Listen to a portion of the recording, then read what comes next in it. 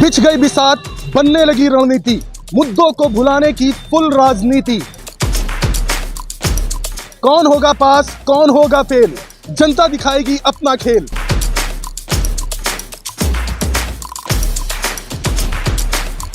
देखिए मेरे साथ नगर निकाय चुनाव पर खास कार्यक्रम चुनावी चकल्लस, सिर्फ और सिर्फ अमृत विचार पर।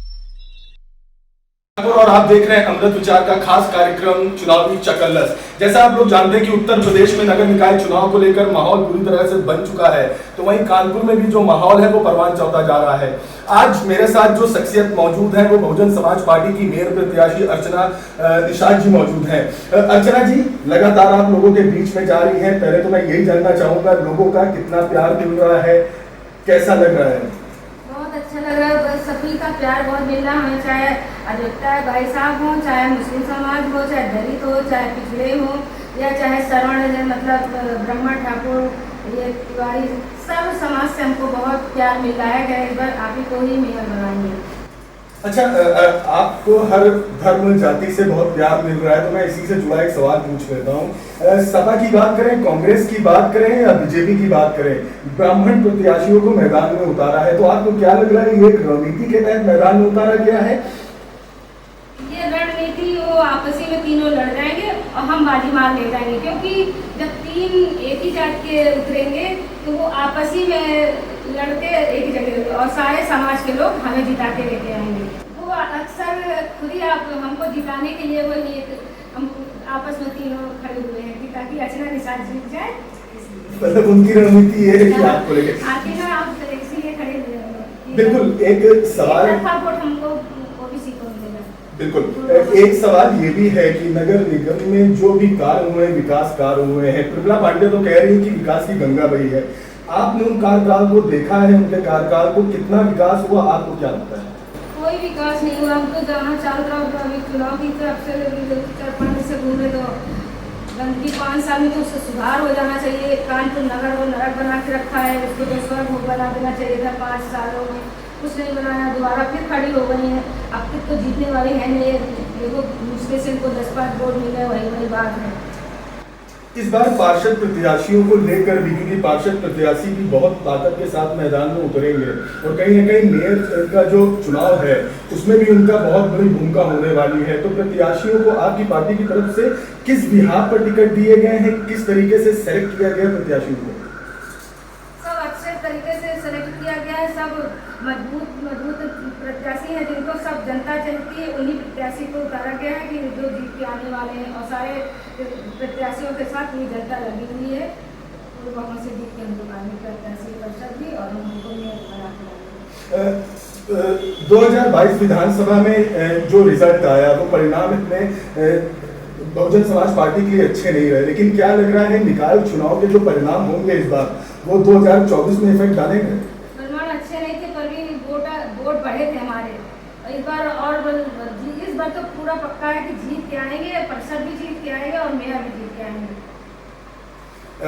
इतिहास की अगर मैं बात करूं तो कांग्रेस और फिर उसके बाद बीजेपी का बोलबाला रहा है कानपुर में मेयर पद को लेकर, लेकिन इस बार फाइट होती हुई दिख रही है, जहां वंदना वाजपेयी भी ताल ठोक रही है, इधर से आप ताल ठोक रही है और प्रमिला पांडे आम आदमी पार्टी, 13 प्रत्याशी मैदान में है, तो क्या लग रहा है कि 13 प्रत्याशियों के होने से कहीं ना कहीं वोट कटिंग होगी?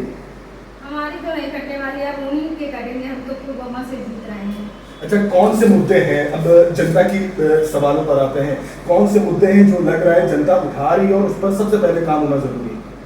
सबसे बड़ी महंगाई है, उसको रोकथाम करेंगे और ये भाव टैक्स कम करेंगे।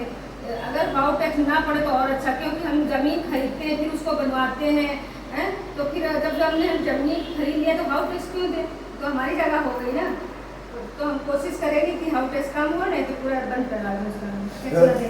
अगर आप मेयर बन के आती हैं तो शहर की जो बहुत बड़ी समस्याएं हैं जैसे पार्किंग की, रेल पटरी वालों की समस्याएं हैं, तो इनके लिए क्या करेंगे?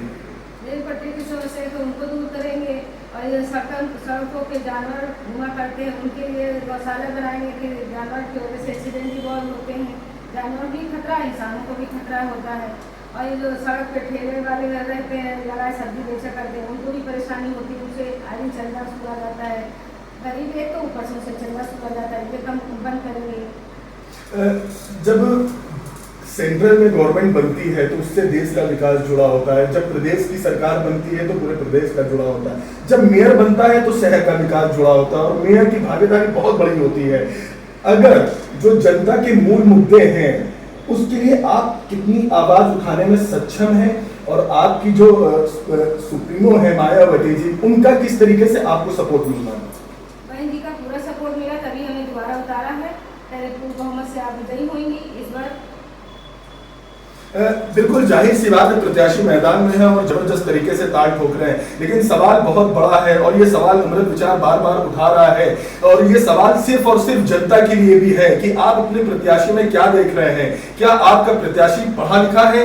क्या आपका प्रत्याशी मुद्दों की जो मुद्दे हैं नगर निगम के उनको दम से उठा सकता है? क्या आपका प्रत्याशी आम जनता के लिए लड़ सकता है? क्या आपका प्रत्याशी ऐसी सिचुएशन में जब जनता की बात हो तो क्या अपनी ही पार्टी से खिलाफत कर सकता है? क्योंकि यही जनता जनार्दन है, वो चाहे मेयर हो या विधायक हो, सांसद हो या देश का प्रधानमंत्री हो, सबको बनाने में जनता जनार्दन का हाथ होता है। आखिरी मैसेज आप कोई कानपुर की महानगर की जनता को कुछ देना चाहें? कानपुर जनता को ये संदेश देना चाहती हूँ कि मुझे पूरी बहुमत से विजयी बनाइए। आपकी पूरी समस्याएं दूर करूंगी, जो सड़क के, नाले की, बिजली की, पानी की और ये जो जगह जगह गड्ढे रहते हैं, आगे भ्रष्टाचार होते रहते हैं और छोटे बच्चों के ऊपर उत्पीड़न होता है, बच्चों पर बलात्कार होते हैं, इन सबसे निजात दिलाऊंगी। जो गलत तरीके से जेलों में डाल दिया जाता है और जो गलत करते हैं वो बाहर ऐसे घुमा करके उन पर कोई कार्रवाई नहीं होती, ये सब चीज़ें उसमें निजात दिलाऊंगी जनता को और पूरी 100% उनके साथ रहूँगी, रात दिन उनके साथ रहूँगी। जब वो उतारेंगे उनके साथ खड़ी होंगी। बिल्कुल आम जनता यही चाहती भी है कि जो भी उनका प्रतिनिधि है वो उनके बीच में रहे। जाहिर सी बात है, अर्चना निषाद जी जो कह रही है कि जो भी जनता से किए वादे हैं वो जरूर पूरे होंगे अगर वो मेयर बन के आती है, लेकिन एक बड़ा सवाल ये भी है कि 2022 में जिस तरीके का परिणाम बहुजन समाज पार्टी को देखने को मिला है, तो क्या ये नगर निकाय चुनाव बहुजन समाज पार्टी की जो जमीन है, राजनीतिक जमीन है, उसको मजबूत करने का भी काम करेगा? मैं लगातार अलग अलग शख्सियत से इसी तरह बात कर रहा हूँ और अमृत विचार की टीम आपको दिखा रही है कि चुनावी चकल्लस में आखिर कौन जो है मजबूत है और कौन कमजोर है। इसीलिए बस आपसे गुजारिश है कि अपने वोट के महत्वता को समझें और बहुत सोच समझकर अपने जो भी प्रत्याशी है आपका उसको वोट करें।